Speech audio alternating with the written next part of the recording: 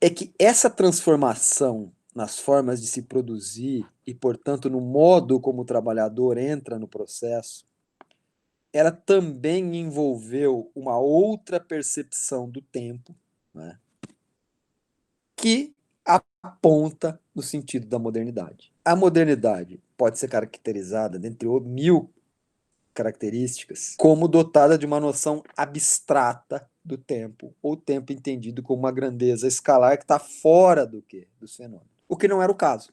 Né? O que não era o caso nas formas onde não domina esse tipo de produção e que não domina o capital. Nós vamos chegar lá. Por quê? Veja, não se trata de uma questão ou falta de inteligência. A questão é a seguinte: como você não precisava sincronizar um grande número de tarefas, a ideia de um tempo abstrato, fora do hábito concreto de fazer as coisas, não era necessária. Então, as pessoas pensavam no tempo sempre por analogia. Sinais da natureza, nascer e o pôr do sol, o que varia, né? Porque o tempo de luz ao longo do dia varia em função do ano. Tem dias que são mais curtos, tem dias que são mais longos, se você usar esse critério. Noites que são mais curtas, noites que são mais longas. Analogias com práticas, por exemplo, o tempo de rezar um terço, né? O tempo de cozinhar uma batata, o tempo de fritar um grilo, ou um tempo pouco educado, que ele diz aí, o tempo de dar uma mijada. Ou seja, as pessoas estão fazendo o quê? Analogias com tarefas. Analogias com, por exemplo, com tarefas produtivas mesmo, no sentido forte, por exemplo, o tempo de recolher as ovelhas, ou o tempo de cardar a lã, né? Ou seja, o tempo é pensado de forma predominantemente analógica e ligado ao meio com que as pessoas, ao modo como as pessoas ou a vida social se integra ao meio. Por exemplo, numa comunidade de pescadores, é o regime das marés e dos cardumes que vai determinar o que é a temporalidade dessas pessoas. Então, esse que é a transformação significativa que um mundo que vai exigir a sincronização das pessoas e a quantificação pelo tempo do quanto você trabalhou, é o encontro entre tempo e dinheiro, que é a chave do jogo aqui. Primeira coisa que você tem que acostumar as pessoas. Acostumar as pessoas que elas têm que entender abstratamente o que é o tempo, o que é uma hora, o que são 2 horas, o que são três. Óbvio que as pessoas, na prática, acabam fazendo analogias antes de automatizar essa percepção abstrata do tempo. Né? Mas elas têm que saber. Se o cara falar, ó, as 2 horas tem que estar aqui, o sujeito tem que saber que ele vai estar às 2 horas em tal local. E que ele vai ter que trabalhar por 6 horas para ganhar X. Esse é o acordo. Então, veja, são duas abstrações acontecendo simultaneamente. Uma abstração do tempo, que vira uma unidade desligado das atividades substantivas, e o dinheiro como o quê? Como outra forma de remunerar o tempo. Ou seja, a pessoa tem um tempo de trabalho ao qual ela vai ter uma renda. O que está fora desse tempo começa a ser pensado como a vida, o lazer, não interessa. Então, o industrialismo, ele está dizendo, eu não estou discutindo o industrialismo em si, estou discutindo o industrialismo capitalista. O industrialismo capitalista tem como característica, então, duas métricas que se ligam: a métrica do tempo e a métrica do valor. A moeda aparecendo como o quê? Como o indexador geral das atividades humanas e como o veículo principal das trocas. Né? Essas coisas vão se combinando, né, à medida em que o industrialismo vai avançando.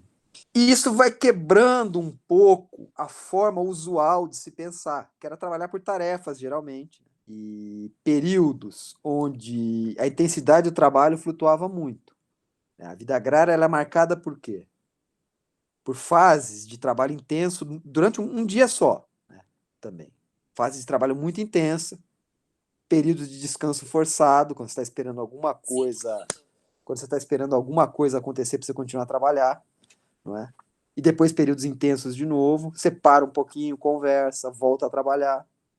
E ao longo do ano tem fases, né? A fase da colheita, por exemplo, da semeadura são fases extremamente intensas de trabalho, ao que são preenchidas com fases com menos trabalho. A mesma coisa com quem pesca, com quem caça.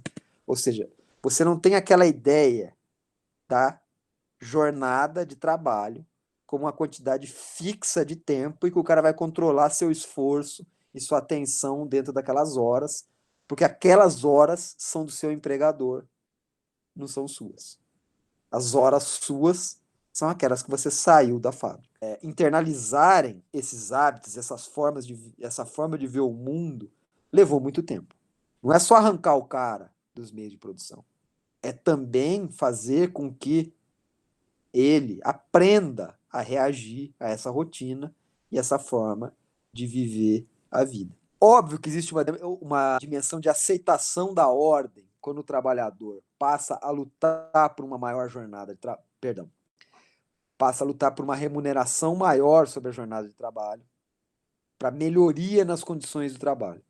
Quando ele fez esse movimento, aí ele pode ser considerado um trabalhador, porque ele está aceitando as regras do jogo. Só que ele está querendo aceitar essas regras e melhorar a sua posição. Então tem um lado aceitação, formar sindicatos, querer melhorar as condições de trabalho, é o lado aceitação. Mas tem também um lado de sabotagem, né, que são os pequenos, vou usar uma palavra que não é científica, mas é o famoso migué. Que aí é o quê? É uma forma indireta de quê?